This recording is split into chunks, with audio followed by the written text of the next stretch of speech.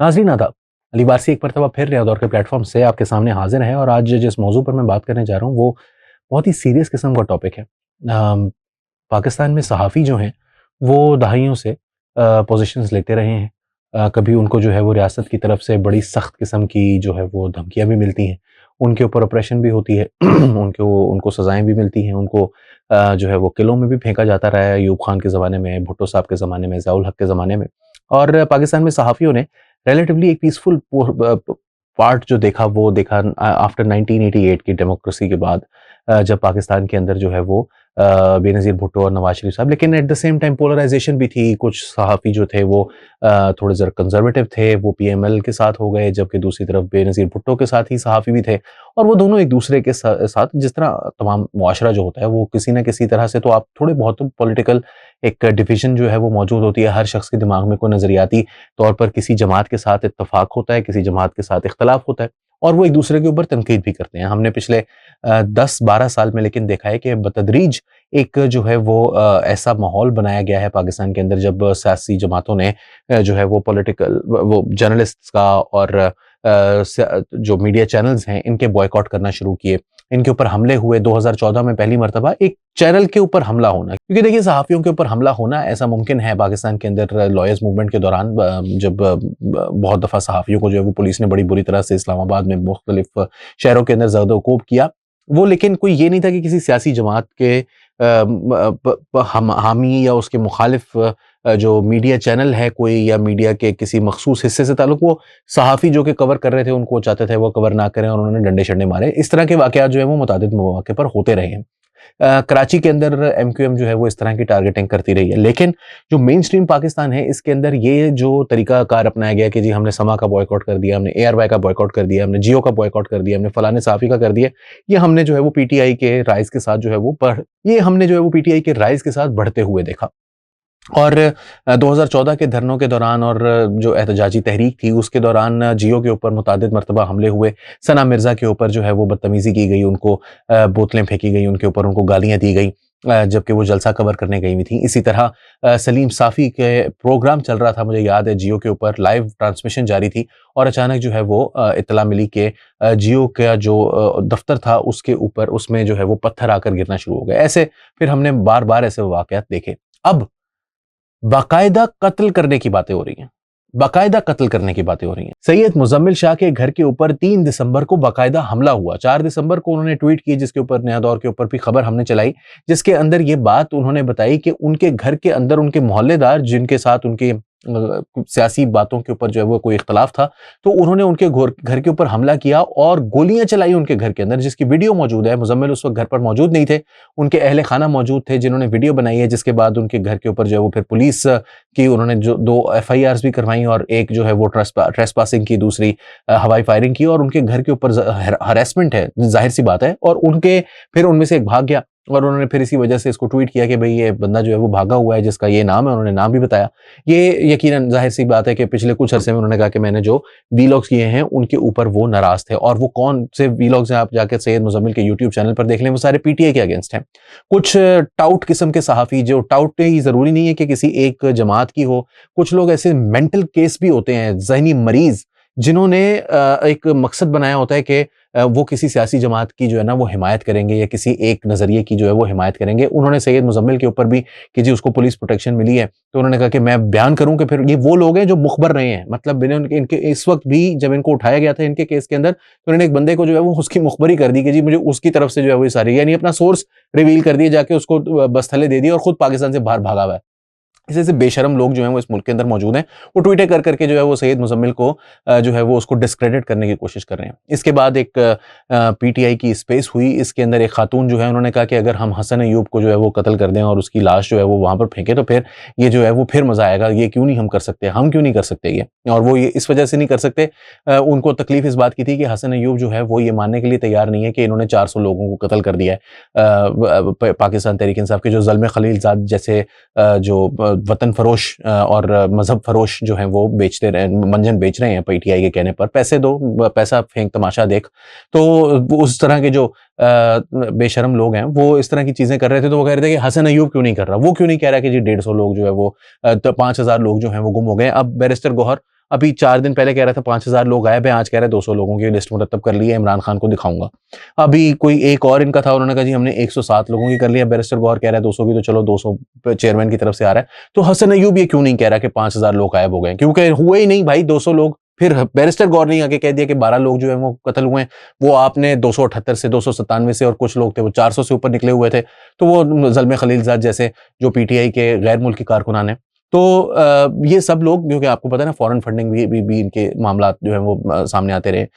अब अगला स्टेप जो है वो ये है कि उसके नीचे आप कमेंट्स देखिए, वो कह रहे हैं कि सैयद तलत हुसैन के घर का मुझे पता है, और इसके बेटा जो है वो जहाँ पर क्रिकेट खेलता है मुझे उस क्लब का भी पता है, तो उसको भी हम वो थ्रेटन कर सकते हैं। उसके बाद इफ़्फ़त उमर के बारे में कहा गया कि ये जो औरत है इसको भी, और उसके बारे में गलीज़ बातें जो है वो भी लिखी गई, और कहा कि जी इसको भी जो है वो हम हमला करेंगे। फिर और भी सहाफ़ियों के बारे में। ये जो सूरत हाल है, इसको देखते हुए एक देखिए जो बहुत दफ़ा कहा जाता है ये फैशिज़्म जो है, मैं ये नहीं कहता ये फैशिस्ट है, लेकिन टेंडेंसीज़ जिसको कहते हैं ना, टेंडेंसी मौजूद है। पाकिस्तान तहरीक इंसाफ के जो सोशल यानी सोसाइटी के लेवल के ऊपर जो इंतहा पसंद नज़रियात, सियासी नज़रिए की खातिर जो है वो किसी अपने तमाम मुखालिफिन को यहाँ तक क्रश करने के लिए कि कत्ल भी करने के लिए वो तैयार हों, ये जो नज़रिया है ये पाकिस्तान तहरीक इंसाफ के कारकुनों में सरायत कर गया। और जाहिर सी बात है, जब एक सियासी जमात का जो डिस्कोर्स है वो इस कदर वायलेंट हो, जब वो बात करती हो जला दो, गिरा दो, मार दो, मर जाओ, शलवारें ढीली हो जाएंगी, गीली कर देंगे, गर्दनों से पकड़ के घसीटेंगे, गिरेबान से घसीटेंगे, अपने हाथों से फांसी दूंगा, ये तमाम अल्फाज इनके स्टेजेस से इनके तमाम टॉप के लीडरान खुद इमरान खान के मुंह से निकले हुए हैं। जो सियासी जमातों के दूसरे लीडर जो होते हैं, बाद में उनको जब वक्त पड़ता है तो गधे को बाप बनाने में भी हमारी कौम जो है वो ज्यादा वक्त नहीं लगाती, उनकी नकलें उतार उतार के दिखा रहे हैं, जो उनके बारे में जो है वो इस किस्म के घटिया अल्फाज इस्तेमाल कर रहे हैं। खुद चेयरमैन ऑफ द पार्टी जो है वो एक चेयरमैन ऑफ द पार्टी की बेटी के बारे में घटिया जबान इस्तेमाल कर रहा हो जलसे में खड़ा होकर। ये पाकिस्तान के अंदर मैंने कभी नहीं देखा था, ये पाकिस्तान के अंदर शायद किसी ने भी कभी नहीं देखा था। कभी किसी ने नुसरत भुट्टो के बारे में भी शायद जलसे में खड़े होकर इस किस्म की गुफ्तगू का घर के अंदर और बंद दरवाजों के अंदर क्या कुछ होता रहा है वो तो हमें नहीं पता। ये या तो फौजियों ने घटिया हरकतें की हैं, या फिर ये इस सियासी जमात जो कि फौज की सबसे बड़ी एक प्रोडक्ट है, जो कि आजकल फौज की प्रोडक्ट्स का बॉयकॉट करती फिर रही है, ये इन्होंने ही जो है वो ये रिवाज जो है वो आम डाला है। अब ये लोगों को कत्ल करवाना चाहते हैं। आखिर ये जमात क्या चाहती है? क्या ये चाहते हैं कि पाकिस्तान, क्योंकि जब ये इक्तदार में आए थे, मैं मान लेता हूं कि 2024 में इनके साथ धांधली हुई होगी, 2018 में धांधली करके ये इक्तदार में आए भी थे, और इन्होंने थ्रू आउट अपने 4 साढ़े 3 पौने 4 साल जो इक्तदार में गुजारे, मुसलसल ये सहाफ़ियों की टारगेटिंग करते रहे। इन्होंने मीर शकील उर रहमान को जेल में डाला, इन्होंने मुतादिद सहाफ़ियों को कुटें पड़वाई, इन्होंने नौकरियों से निकलवाया। वो झूठ बोल रहा था फवाद चौधरी, वहां पर बैठा हुआ, आजकल बड़ा सच्चा होता फिरता है, उसने बीबीसी हार्ड टॉक पे बैठकर झूठ बोला कि तलत हुसैन को तो हमारी हुकूमत आने से पहले नवंबर 2018 तक तलत हुसैन, फिर कहता उसकी रेटिंग्स नहीं आती थी इसलिए वो चैनल ने फारिग कर दिया। तलत हुसैन अपने टाइम में रेटिंग्स के हवाले से पाकिस्तान में थ्रू आउट, जिस दिन से उसने जियो पर प्रोग्राम करना शुरू किया था, वो थ्रू आउट नंबर 1 था। लेकिन फवाद चौधरी बैठकर जो है वो, क्योंकि वो इमरान खान का इंफॉर्मेशन मिनिस्टर था, वो कोई फवाद चौधरी अकेला नहीं था, वो इंफॉर्मेशन मिनिस्टर था पीटीआई की गवर्नमेंट का, इमरान खान का इंफॉर्मेशन मिनिस्टर था, उसकी कैबिनेट का हिस्सा था। वहां पर बैठकर इन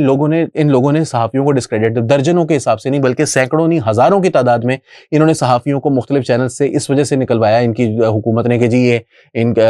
इदारों को जो है वो नहीं दिए जा सकते, एड्स नहीं दिए जा सकते। उसके बाद वो पॉलिसी खुद ब खुद ही खत्म हो गई। अखबारों को ये अरबों रुपए के इश्तेहारात भी देते रहे, खुद भी इश्तेहारात देते रहे और अपने टाइगर फोर्सेस कायम करते रहे। इन्होंने टाइगर फोर्स बनाना शुरू कर दी कि जी हम एसएस की तर्ज के ऊपर जो है वो, जिस तरह जर्मनी में हिटलर ने किया था, इसी तरह इमरान खान की एक जो है वो फोर्स वो कायम करेंगे। अब ये इसके लॉजिकल कंक्लूजन यही है कि भाई मुखालिफिन के घरों पर हमला करें। इन्होंने 9 मई को पीएमएलएन के सदर दफ्तर पर, सेंट्रल सेक्रेटेरिएट के ऊपर हमला किया, इन्होंने जीएचक्यू के ऊपर हमला किया कि अब मुखालिफिन के घरों पर, उनके दफातर पर अब ये कह रहे हैं कि हम जो है वो सैयद मुजम्मिल के घर में घुसेंगे। अब ये घुस चुके हैं और अब ये कह रहे हैं कि तलत हुसैन को मारेंगे, इसके बेटा क्रिकेट खेलता है जहां पर, वहां पर हमला करेंगे, इफ़्फ़त उमर को कत्ल करेंगे। यानी ये अब उस लेवल पर आ गए हैं कि ये कह रहे हैं कि हमने सहाफियों को जो हमारे खिलाफ बात कर रहे हैं उनको कत्ल करना है। बाकी जो अगर झूठ बोलना हो तो वो बेशक इमरान रियाज जितना मर्जी झूठ बोले, ये उसको कंधों पे उठाकर घूमते रहेंगे। लेकिन अगर इनके ऊपर तनकीद कोई कर रहा होगा, मैं ये नहीं कह रहा कि